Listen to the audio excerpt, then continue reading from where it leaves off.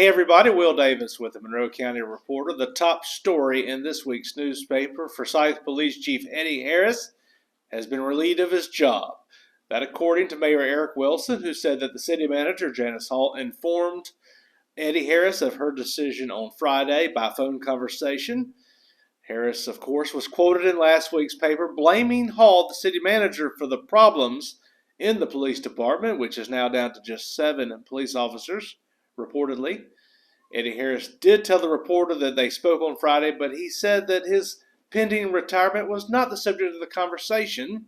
He would not elaborate.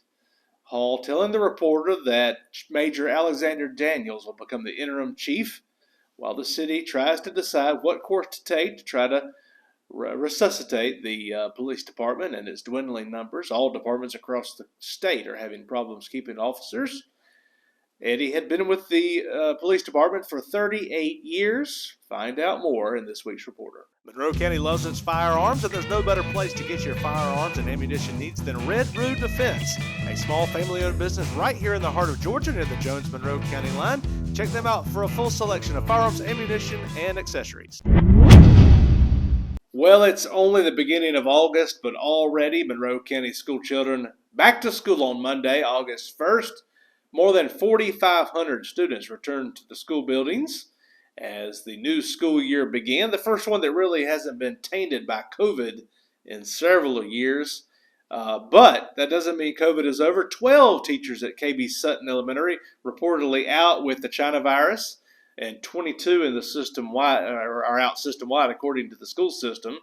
As far as enrollment totals, the Monroe County Schools saying that T.G. Scott shows 827 children, Hubbard Elementary 754, Sutton has 702, the middle school has 1,024, and Mary Persis High School 1,295, plus about 92 at the Achievement Center. Check out all the back-to-school photos and news in this week's Reporter. Meet all your glass needs right here in Monroe County. Glass Technologies, located at 8499 Riverly Road in Bolingbrook, offers in-house glass cutting, custom glass shower enclosures, residential and commercial glass replacement, and sunroofs. They specialize in residential services and provide free estimates on all their work, no matter how big or small. Give them a call, 478-993-2101, or find them on Facebook.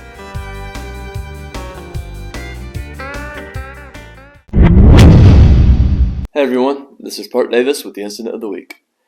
An 18-year-old Sarasota, Florida man was cited for underage possession of alcohol and other charges after he was stopped in his white 2012 Honda Accord by Deputy Charles Bryson for speeding at 93 miles per hour on July 21st.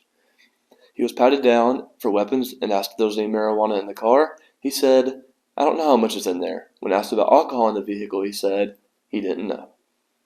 Bryson asked him if he had been drinking, and he replied that he hadn't been. When asked if he had been smoking marijuana, he admitted that he had about an hour earlier. His eyes were watery, red, and dilated, and he was unsteady on his feet. Multiple containers of marijuana were also found in the car.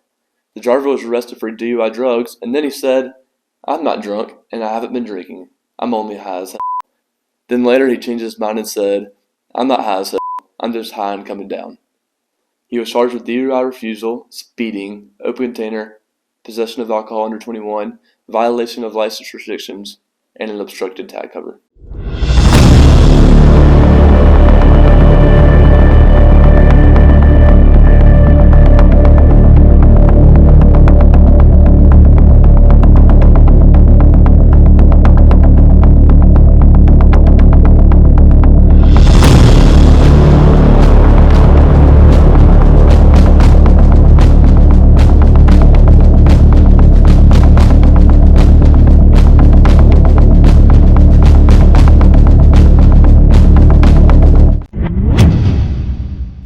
Hey y'all, it's Tammy Refrigerator with the Monroe County Reporter in this week's Everyday Hero. Forsyth's small-town charm made a big impression on Carmen Davy when she was a teenager commuting from Macon to Barnesville to attend Gordon College, but she never thought she'd live here. Now, decades later, after a career as a registered nurse, she owns a Girl and a Goat at 14 East Main Street, selling goat milk soap and natural body products, and lives with her husband Sean in a house less than 500 feet away from her store. She first became interested in making handmade soap when she came across a booth selling it at a craft show in the Georgia mountains years ago.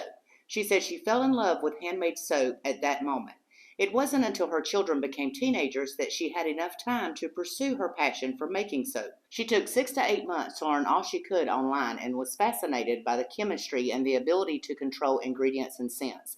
She now formulates everything and creates her own unique recipes, ranging from sweet smells such as raspberry vanilla to a more manly scent like Southern Gentleman.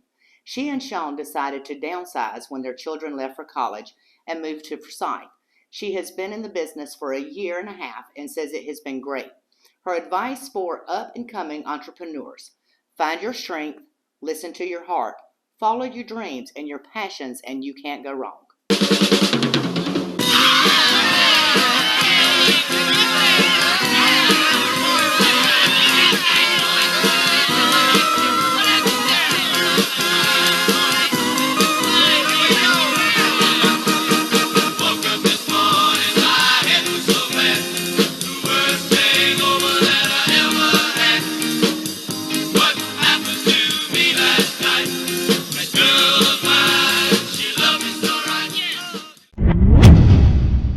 The cutest pet in Monroe County is Mr. Ted.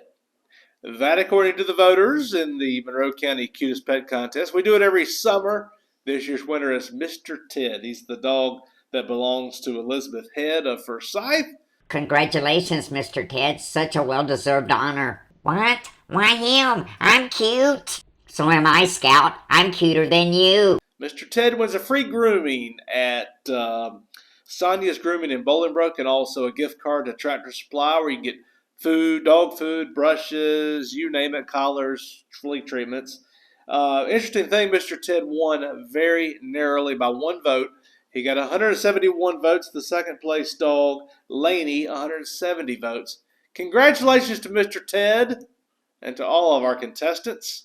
We hope and look forward to seeing what the Monroe County voters think next year.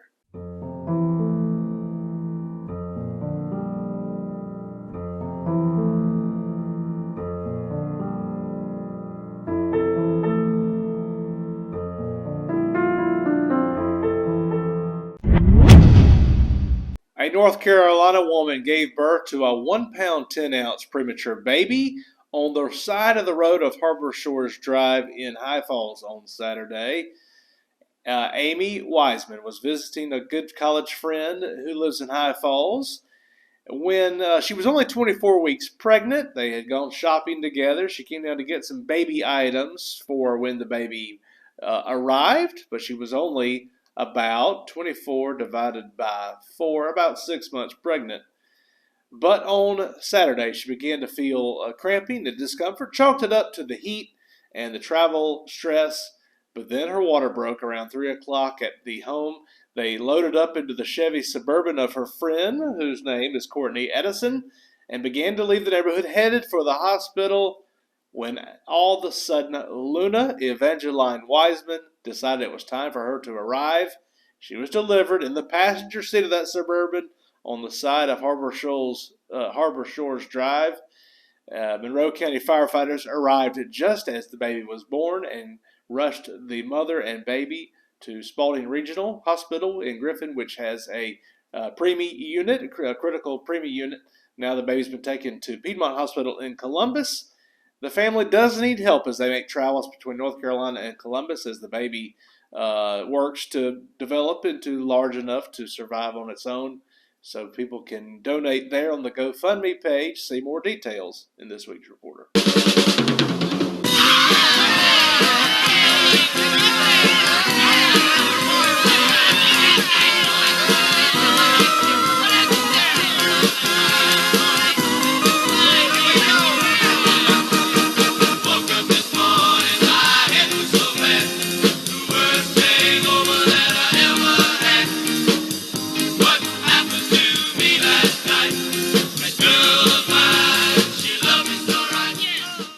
Hello, my name is Terry Johnson, and I write Monroe Outdoors for the Reporter. The number one game animal in Georgia is the mourning dove. The problem is that most Georgians don't have a place to hunt doves. In this week's column, I'm going to tell you one way in which you might be able to solve this problem. It's called the quota dove hunt. In this week's column, I'll tell you where you can apply for these hunts, what time you need to apply for them, and where the hunts are going to be held. This is good information if you enjoy dove hunting. All of this and more in this week's Reporter. Have you seen this? No, I'm working on the crossword puzzle. There's another chase in Monroe County. Seriously, another? It's crazy. We really got to keep up with our reporter. Subscribe today. It's only $50 a year.